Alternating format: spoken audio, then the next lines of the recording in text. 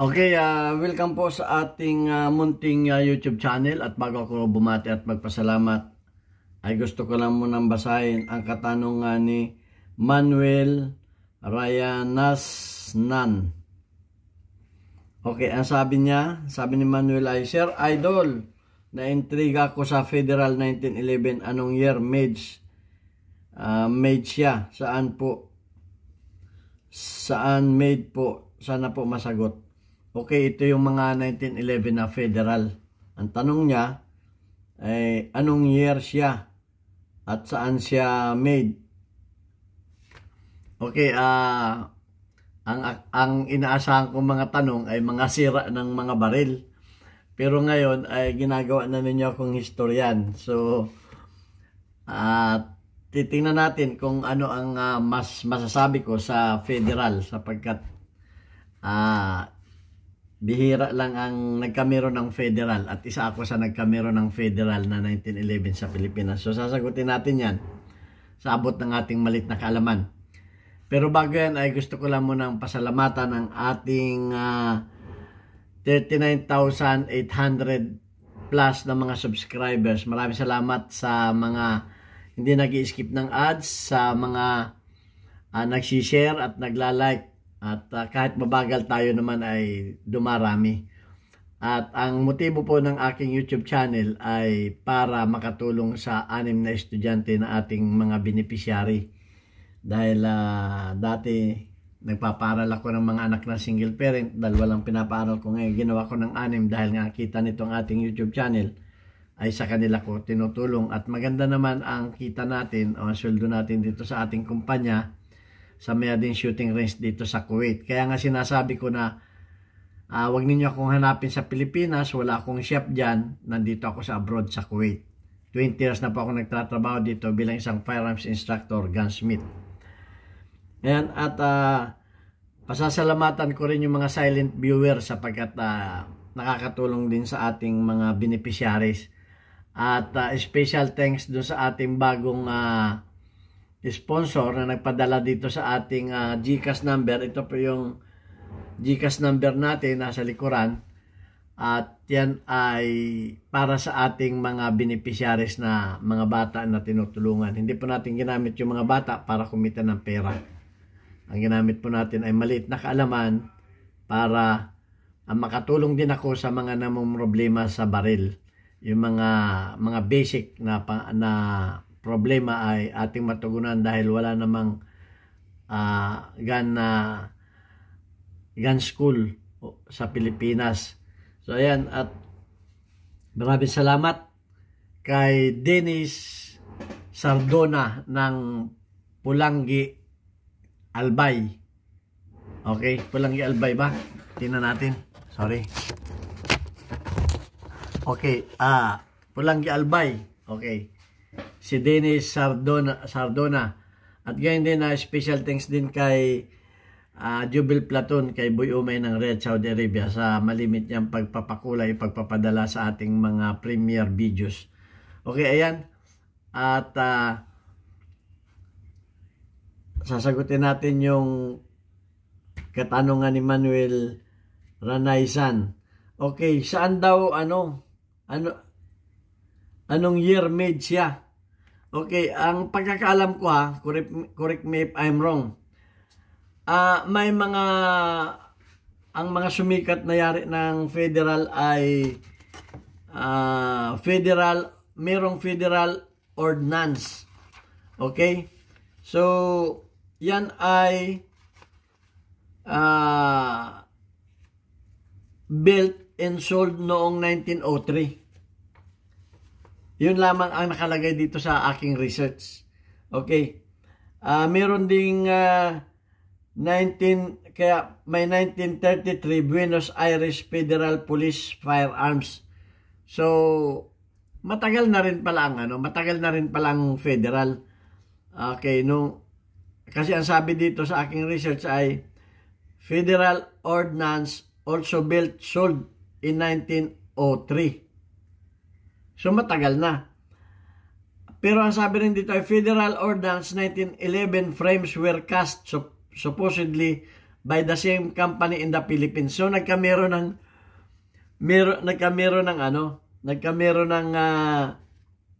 nagkameron talaga sa Pilipinas ng company ng federal. Okay. So, yun kasi ang tinatanong dito ay anong year made siya? 1903 ang nakita ko sa research ko.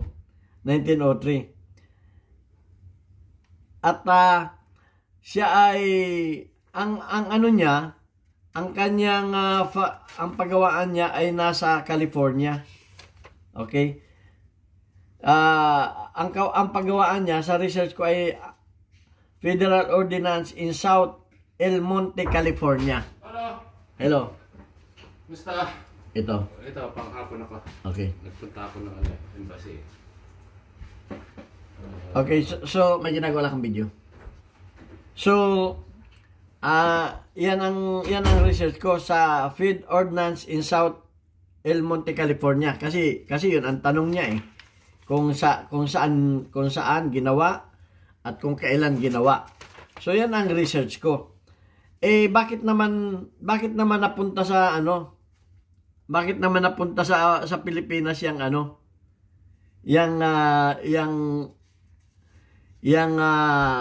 federal ordinance na yan? Actually, noong ako ay sumali sa gun club, nagtayo kami ng gun club sa Pilipinas noong 2006 na. So nagkameron na pumunta ako sa Maynila para bumili ng baril ko na gagamitin ko sa aking pagpa-practical shooting. So may gun show. Kalimutan ko na kung saan yung gun show. So may display ang federal. Siyempre bagong shooter ako. Naghahanap ako. Yan ay mga 2005 siguro yan, mga 2005. Kasi mga 2000 mga 2006 na yan. Kasi noon ako nag-attend ng hindi ko na lang alam kung anong pitsa. So may gun show. So namimili ako ng murang baril. So ang isang nagustuhan ko ay federal kasi may mga display sila ng mga raw materials, kung ano yung bakal, sinasabi doon, nakalagay na kung paano nila minamachine pati yung baril na federal. So machinist ako. So nakikita ko kung paano nila ginagawa yung federal kasi may mga display sila mga parts, slide, kung paano nila ginagawa. So nagkameron ako ng interest at ang isa pa mura, 15,000 noon. 15,000 noon ang federal. Ang kakompetition niya ay arms corps sa pamurahan. So nagkameron ako ng federal na baril. At siya, yung ang niya ay reblow, talagang ordinaryong 1911 lang kung titingnan mo. So palibasa, nag-aral akong pag-gunsmith.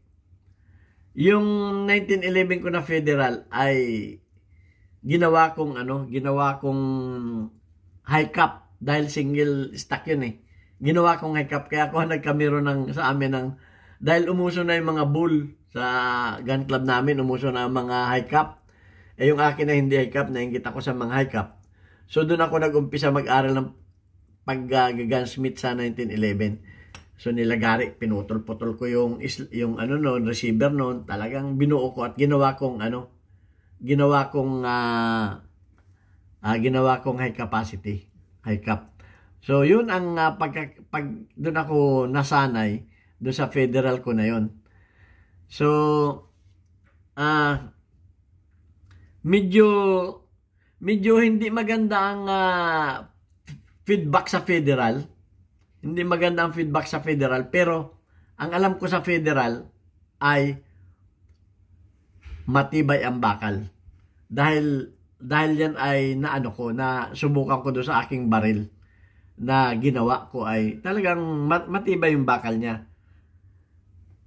So, ang sabi pa dito sa aking research ay during the 1970s through early 90s, tama yung yung pagkakabili ko ng baril. 1911 market was flooded. Okay? So, nung mga umpisa nung 1970s hanggang 1990s, talagang dumami ang nag-clone. Gumawa ng mga, mga 1911 clones ay dumami yan. Mga gumawa niyan. Ang isa na nga dyan ay yung, ang alam ko ang kumpanya, ito, correct me if I'm wrong, ang alam ko ang kumpanya nag-distribute ng 1911 sa Pilipinas ay Floro International. Yun ang pagkakatanda ko. Pero correct me if I'm wrong. Parang yung Floro International kasi yun ang nandun sa display na nakita ko eh. So, yan ang history ng maliit, kaunti lang eh ang mariresearch niyo pagdating sa baril na federal eh. So, ganun lang ang pagkakaalam ko sa basta ang alam ko diyan matibay ang bakal. Pero sa mga review, binasa ko ang review, marami ang hindi nagagandahan sa federal. Pero ang mga model ng federal ay ito nga Federal Ordnance at itong Buenos Aires na federal na police police issue. So yan lang ang 1933 Buenos Aires Federal Police Firearms. Yan lang ang natatandaan ko, dalawang model. So yung akin ay Federal Ordnance 1911. So hindi ang federal ay hindi sumikat. Sa tingin ko hindi sumikat, di kamukha ng mga Colt ng mga ibang brand ng 1911. Hindi ganong sumikat at hindi ganong nakilala.